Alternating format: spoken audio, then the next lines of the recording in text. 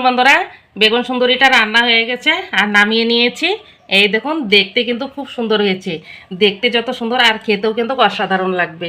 বন্ধুরা, আপনারা বাড়িতে একবার হলো এইভাবে ট্রাই করবেন, দেখবেন কেমন লাগে আর আমাকে কমেন্ট করে বলবেন যে এই বেগুন সুন্দরীটা কেমন হয়। নমস্কার বন্ধুরা, নেয়াজ কিচেনে সবাইকে স্বাগত জানাই। আজকে আবারও ফিরে এসেছি নতুন একটা রেসিপি নিয়ে। আজকে আমি বেগুন সুন্দরী বানিয়ে আপনাদের সঙ্গে শেয়ার করব। আর এই শীত পড়ে গেছে, এই শীতের দিনে কিন্তু প্রচুর বেগুন পাওয়া যায়।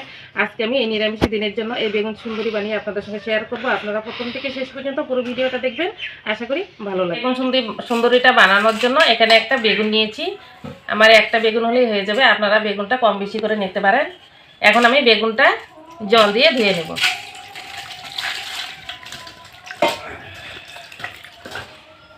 জল দিয়ে ধুয়ে এই বটার চারপাশে যে অংশটা আছে এটা আমি ফেলে দিয়েছি। আর এই বটার একটু আমি কাটো করে নেব। এইটুকু কেটে ফেলে দিলাম। আর সম্পূর্ণ এই বটাটা কিন্তু আমি ফেলে দিব না, এইটুকু কিন্তু রেখে দিব। আর এই চারটে দিয়ে অল্প একটু কেটে নিলাম। কেটে নিয়ে এখন আমি এই বেগুনটা কেটে নিব।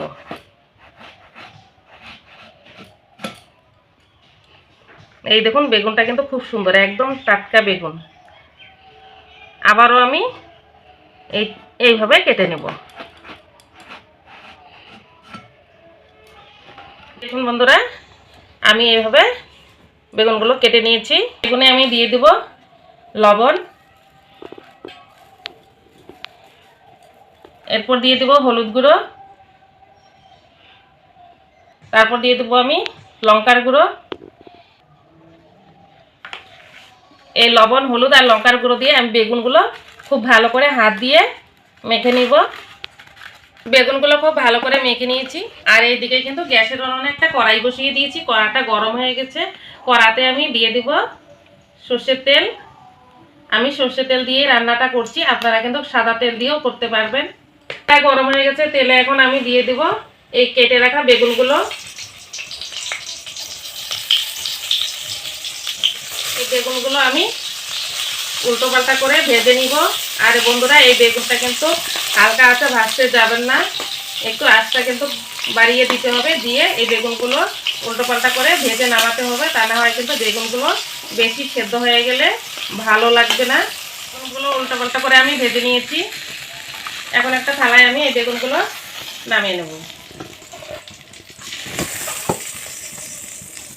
বেগুনগুলো নামিয়ে নিলাম। এখন আমি কড়াতে দিয়ে দেব তেল।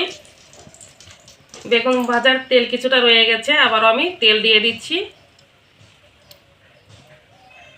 তেলে দিয়ে দেব একটা শুকনো লঙ্কা, দিয়ে দেব গোটা জিরে, দিয়ে দেব গোটা গরম মশলা, তেজপাতা দিয়ে একটু নাড়াচাড়া করে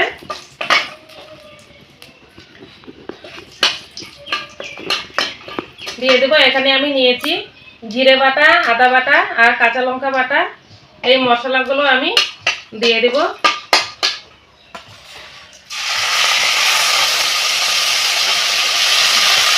দিয়ে একটু নাড়াচাড়া করে দেবো। দিয়ে দেবো হলুদ গুঁড়ো, লঙ্কার গুঁড়ো। এখন আমি যে মশলা রাখা প্লেটটা ধুয়ে অল্প একটু জল দিয়ে দেবো। এখন আমি দিয়ে দেবো স্বাদ মতো লবণ।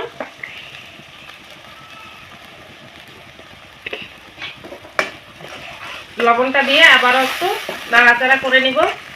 এখন আমি একটু চিনি দিয়ে দেবো। এই চিনিটা দেওয়ার ফলে কিন্তু কালারটা খুব ভালো আসবে, তার জন্যই কিন্তু এই চিনিটা দেওয়া। এই চিনিটা দিয়ে একটু নাড়াচাড়া করে নিয়েছি।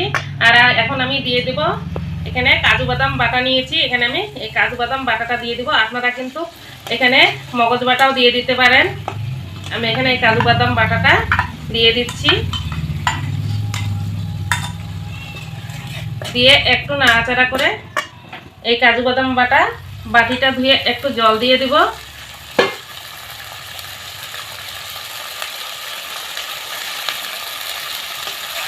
জলটা দিয়ে একটু নাড়াচাড়া করে অল্প একটু জাল করে নিব। এই কাজু বাদামটা দিয়ে একটু জাল করে নিয়েছি। এখন আমি এতে দিয়ে দেবো একটু, এখানে আমি হাফ চামচ ঘি নিয়েছি। হাফ চামচ ঘিটা আমি খুব ভালো করে ফেটিয়ে নিয়েছি। এই ঘিটাও দিয়ে দিলাম, অল্প দিয়ে দিলাম, আমি বেশি দিলাম না। দিয়ে একটু নাড়াচাড়া করে দিয়ে দেবো আমি ভেজে রাখা বেগুনগুলো।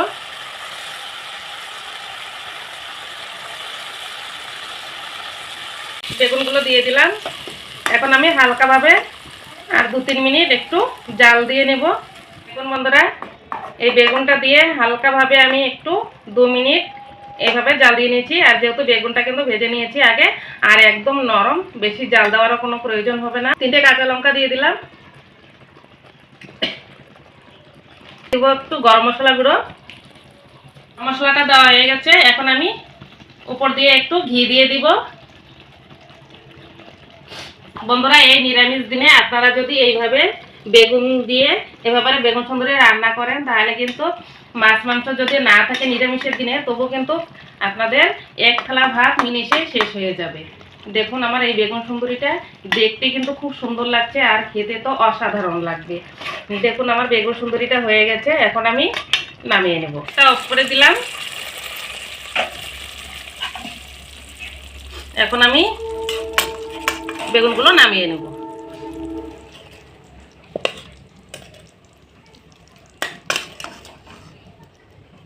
এখন বন্ধুরা, বেগুন সুন্দরীটা রান্না হয়ে গেছে আর নামিয়ে নিয়েছি। এই দেখুন দেখতে কিন্তু খুব সুন্দর হয়েছে। দেখতে যত সুন্দর আর খেতেও কিন্তু অসাধারণ লাগবে। বন্ধুরা, আপনারা বাড়িতে একবার হলো এইভাবে ট্রাই করবেন, দেখবেন কেমন লাগে, আর আমাকে কমেন্ট করে বলবেন যে এই বেগুন সুন্দরীটা কেমন হয়েছে। আর এই রেসিপিটি ভালো লাগলে আপনারা লাইক করবেন, কমেন্ট করবেন, শেয়ার করবেন, আর চ্যানেলটিকে সাবস্ক্রাইব করে পাশে থাকবেন। ততক্ষণে সুস্থ থাকবেন, ভালো থাকবেন। ধন্যবাদ।